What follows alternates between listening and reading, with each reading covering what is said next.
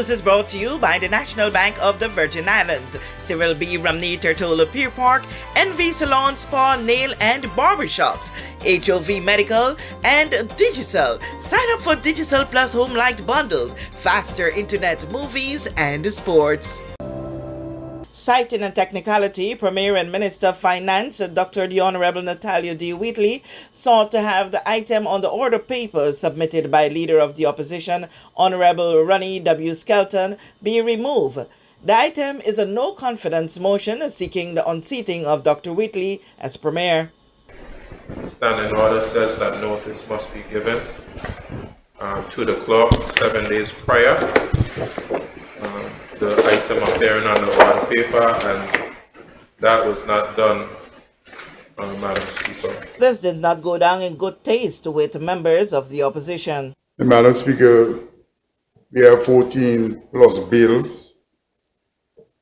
14 or 12? It was one to be right. 12 bills that they all never had the Fridays, and we now 2 days since these bills were given their first reading, and we're going to be dealing with them today.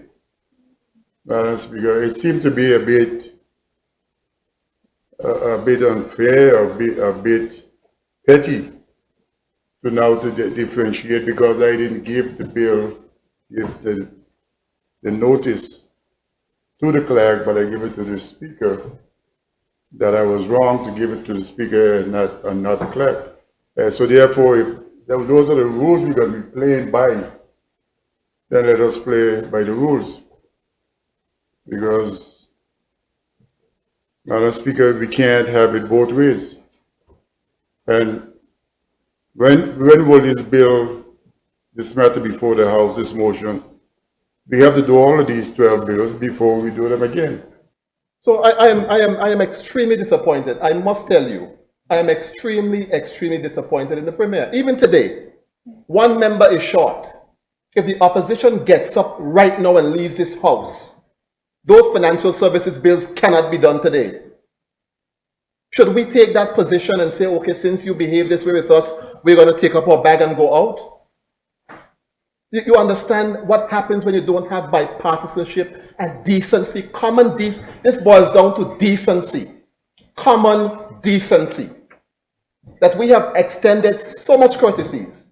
And now because something didn't go in the clerk's hand, you could have the unmitigated gall to raise that as an issue, to take something as important as this off the order paper. Madam Speaker, it's a bad day for democracy. And it's a bad precedent being set in this House. Because I, for one, after this, I ain't letting nothing pass. Absolutely nothing, Madam Speaker. As usual, Madam Speaker, everybody's getting popped up and they want to point this out and point this where it's convenient. Madam Speaker, we cannot continue to operate like this. This motion of no confidence has been brought by the Leader of Opposition, Madam Speaker, on behalf of the people of this territory which we represent. So we are representing the country's interests as well. And as the member for the 6th said, if we were to leave, Madam Speaker, these financial services bills that we have all been working together will not go through. So what are we really doing, Madam Speaker? Is it just convenient for when you want it, or because something is challenging you, then you want to pick up your wallis and go home, Madam Speaker? We have to do better.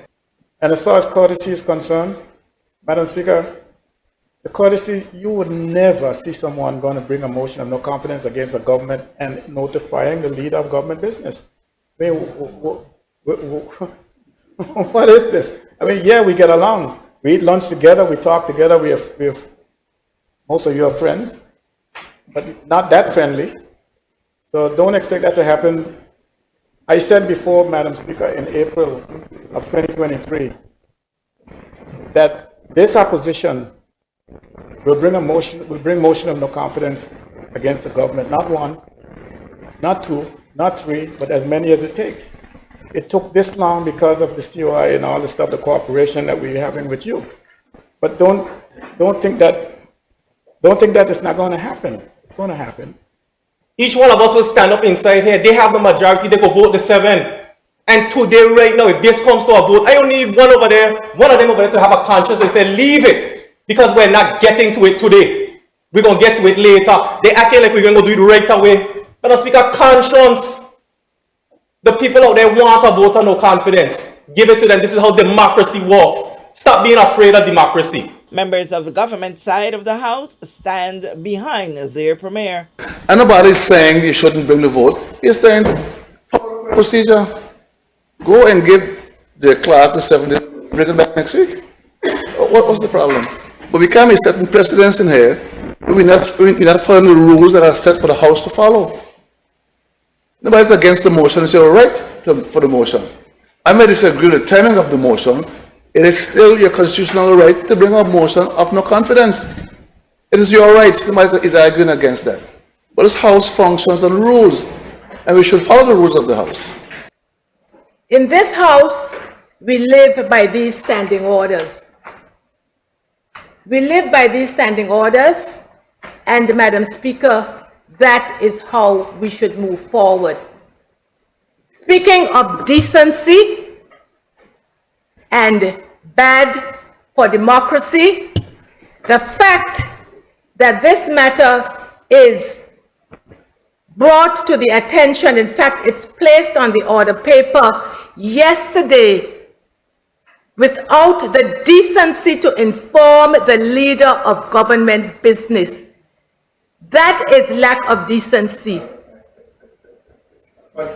This is which we must have a respect, Madam Speaker, for the office, if not the person. I just want to acknowledge the work that has been done with the opposition in terms of getting us to this point. I support the Deputy Premier in saying that we have done good working together.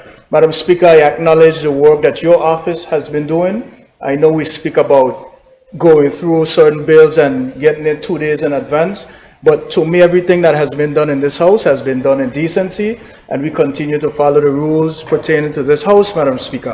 Madam Speaker, we talk about the last couple months as to how things has panned out, and the member for the 6th mentioned that this is the government's work that we have been doing. Madam Speaker, on the opposition side, we had members who sat and negotiated these same commission of inquiries that we are now working to get done in this honorable House as to why we forego some of the questions and answers and so forth, Madam Speaker. We also, as ministers, we have never once done any ministerial statements. So it goes both ways all the time. So it's not to say that we are always just there, just accommodating. It goes both ways, Madam Speaker.